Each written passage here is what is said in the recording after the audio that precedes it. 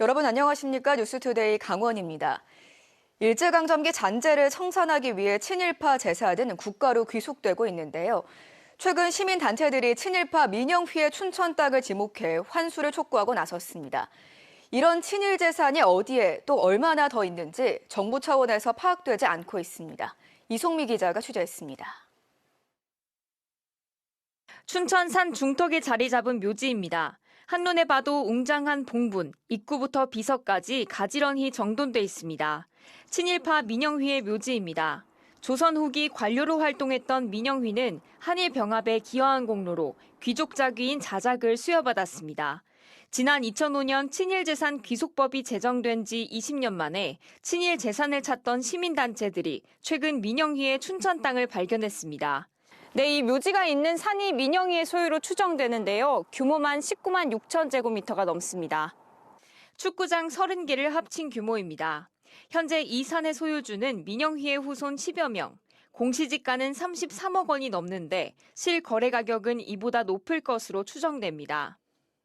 탐욕과 재산을 물린 민영휘의 재산과 경남 사천의 가장 대표적인 친일파 최연국의 친일 자산을 환수할 것을. 문제는 친일 재산이 어디에 얼마나 더 있는지 파악되지 않고 있다는 겁니다. 친일재산 귀속법에서 정한 공식 재산조사위원회의 활동기간은 5년, 지난 2010년에 끝났습니다. 이후 재산조사 업무가 법무부에 이관됐는데 광복회와 시민단체가 7건을 발견했을 뿐 법무부가 자체 조사한 실적은 없었습니다. 사실상 친일파들의 재산조사 업무를 광복회와 시민단체에 의존해온 겁니다.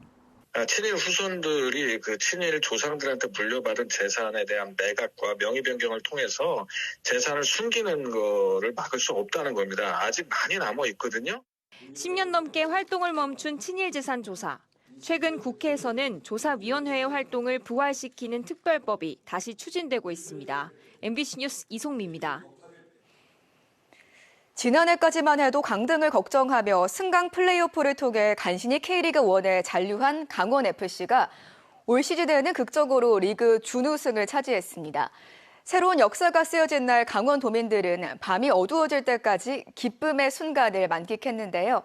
내년에 출전하게 될 아시아 축구연맹 챔피언스리그에도 기대가 커지고 있습니다. 이준호 기자가 전해드립니다. 강원FC 양민여 선수가 수비라인 앞에 떨어진 공을 골문 구석으로 밀어찹니다. 선취골을 넣은 양민여 선수는 강원 팬들에게 소나트를 날립니다. 올해 3번 맞부터 모두 졌던 포항을 상대로 강원FC가 홈에서 첫 승리를 거둡니다. 김천 상무를 밀어내고 최종 리그 순위 2위로 올라서는 순간입니다.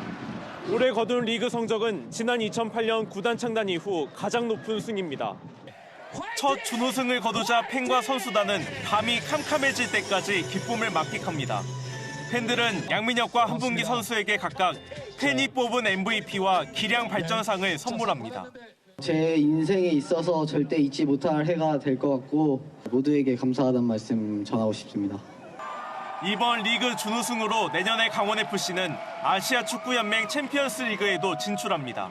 저희 도민구단으로서 도민들이 모두 다 기대하던 그런 기록과 염원 중에 하나였는데 더 나은 시즌을 맞이하게 되면서 되게 팬 한 명으로서 이제 감회가 새롭고. 다만 챔피언스 리그의 엘리트 대회에 나갈지 그보다 낮은 등급의 리그2에 진출할지는 아직 결정되지 않았습니다. 변수는 현재 열리고 있는 올 시즌 아시아 챔피언스 리그의 두 대회에서 한국 팀들의 우승 여부입니다. 엘리트와 리그2에서 K리그 팀이 모두 우승하면 다음 시즌 강원FC는 리그2에 나가야 합니다. 반면 올 시즌 두 대회 가운데 하나라도 다른 나라가 우승하면 다음 시즌 강원은 엘리트 무대에 진출 기회가 주어집니다. MBC 뉴스 이준호입니다. 오늘부터 부산에선 국제 플라스틱 협약 회의가 열립니다.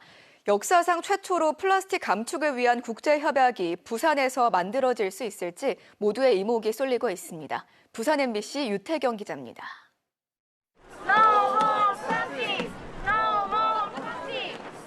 더 이상 플라스틱은 안 된다며 팻말을 든 사람들이 거리로 나섰습니다. 다음 주 부산에서 열리는 국제 플라스틱 협약 회의를 앞두고 시민들이 행진에 나선 겁니다. 지금도 늦었고 내일은 더 늦었습니다. 지구의 생명과 플라스틱 생산을 맞바꾸지 말아주세요. 국내외 환경단체와 시민 천여 명이 모인 행사는 축제 같은 분위기 속에 진행됐습니다. 강력한 플라스틱 감축 협약엔 세계인 모두가 한 목소리입니다. We are at a critical juncture for the climate crisis, and we need governments to demonstrate that they are able to protect a sustainable future for us all. 국제회의를 앞두고 부산시도 시민들을 위한 체험 행사를 마련했습니다. 친환경 소재와 재활용 체험을 할 수 있는 다양한 부스가 설치됐습니다. 부산 시민들이 직접 이 해의 중요성도 알고 또 직접 참여해서 내가 작은아마 실천할 수 있는 것이 무엇이 있을까 그걸 같이 고민하는 시간이 될 것 같습니다. 오늘 25일부터 일주일간 백스코에서 열리는 국제 플라스틱 협약 제5차 협상회의엔 175개국 정부 대표단, 환경단체 등 3,800여 명이 참가합니다. 지난 2년간 플라스틱 오염 해결책 논의를 이어왔지만 뚜렷한 합의안을 마련하지 못했던 유엔 회원국들. 사실상 마지막 협상인 부산회의에서 어떤 결과가 나올지 세계의 이목이 쏠리고 있습니다. MBC 뉴스 유태경입니다. 기온이 하강하면서 강원도 내 주요 스키장이 오는 29일부터 잇따라 개장합니다.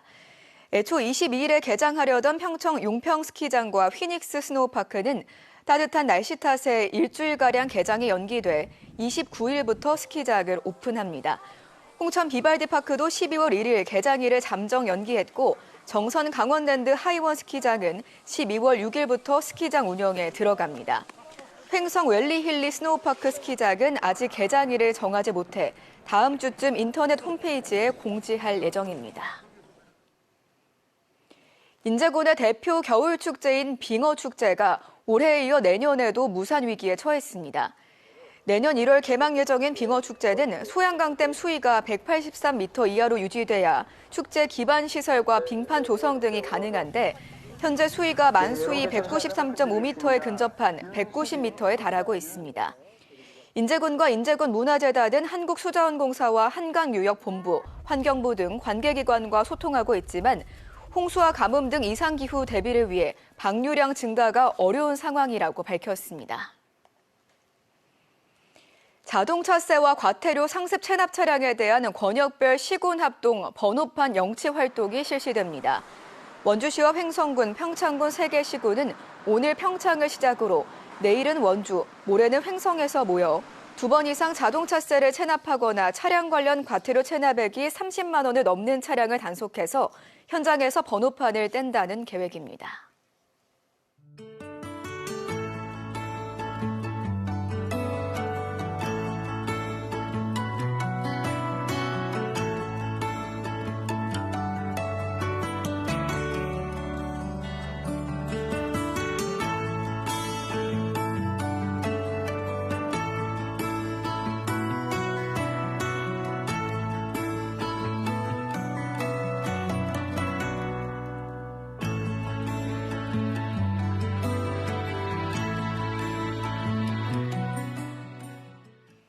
부실 공기업인 강원중도개발공사의 강원도가 295억 원을 출자하는 방안이 오늘 도의회에서 논의됩니다.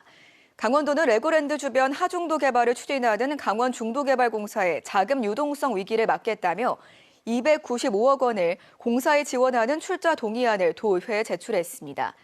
이에 대해 도의원들은 강원도가 공사를 위해 대신 갚아준 2,050억 원도 돌려받지 못했는데 또 도민 혈세가 투입된다고 우려하고 있습니다. 정부가 올해로 종료되는 강원 수소 액화산업 규제 자유특구에 임시 허가를 부여해 특구가 연장됩니다. 중소벤처기업부는 규제 자유특구위원회를 통해 강원 액화수소산업특구 등 7개 특구에 대해 연장 조치함에 따라 규제 법령 개정이나 규제 특례 적용 등 후속 조치가 이루어질 전망입니다. 강원 AI 헬스케어 특구는 21개 기업이 추가돼 특구 사업자 규모가 확대되는 등 사업자 변경이 승인됐습니다. 강원 지역에 있는 구급차 한 대의 담당 면적이 서울의 37배에 이르고 있습니다. 김승수 국회의원이 소방청으로부터 제출받은 자료에 따르면 지난해 기준 강원도 구급차 한 대당 담당 면적은 123.18제곱킬로미터로 서울보다 37배가량 넓었습니다. 또 구급대원 1인당 담당 면적은 21.15제곱킬로미터로 서울보다 53배가량 넓었습니다. 구급대 출동부터 현장 도착까지 소요 시간이 30분을 넘은 건수도 790건이 넘어 소방 구급차와 인력 확충이 시급합니다. 어제 오전 1시 40분쯤 양구군 해안면의 한 주택에서 불이 나 4시간 만에 진화됐습니다. 인명피해는 없었지만 주택과 창고, 비닐하우스 등 3동의 700여 제곱미터가 불에 타 소방서 추산 1억 6천여만 원의 재산 피해가 났습니다. 이상으로 강원 뉴스 마칩니다. 고맙습니다.